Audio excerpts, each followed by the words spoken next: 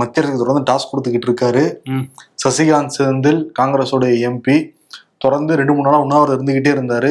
இந்த SSA திட்டத்தின் கீழே தமிழ்நாட்டுக்கு நிதி கொடுங்க, இதனால மாணவர்கள் பெரிய லெவலில் பாதிக்கப்படுறாங்க அப்படின்னு.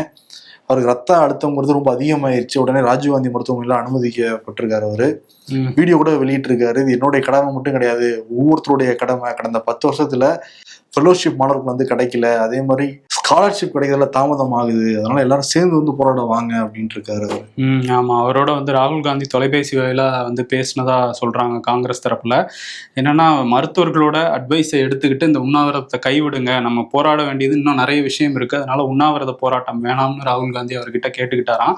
இதுக்கிடையில செல்வ பெருந்தகையோட என்ன சொல்றாருன்னா, வாக்கு திருட்டு குற்றச்சாட்டு ஒண்ணு பெருசா போயிட்டு இருக்கு, இப்ப இந்த SSA திட்டத்தை வச்சு அதை மடை மாற்றுறாரு சசிகாந்த் செந்தில், அவர் பண்றது சரியில்லைன்னு மாநில காங்கிரஸ் தலைவர் கோபமாகிறாரு. மாநில தலைவரோட கொஞ்சம் ஓவர்டேக் பண்ற மாதிரி இருக்குல்ல, செய்தி மீடியாக்கள் சசிகாந்த் தான் அதிகமா அடிபடுறாரு. இன்னொன்னு ராகுல் காந்தி பேசுறாரு, கார்கே பேசுறாரு, நமக்கு பேணவது போல இருக்கு செல்வ பெருந்தகை. ஆமா, இதுல இன்னொரு விஷயம் என்ன சொல்றாங்கன்னா, அந்த காங்கிரஸ் தலைவர் தேர்வு நடக்க போகுது, அதுல ரேஸ்ல முன்னணியில இருக்கிறாராம் சசிகாந்த் செந்தில்.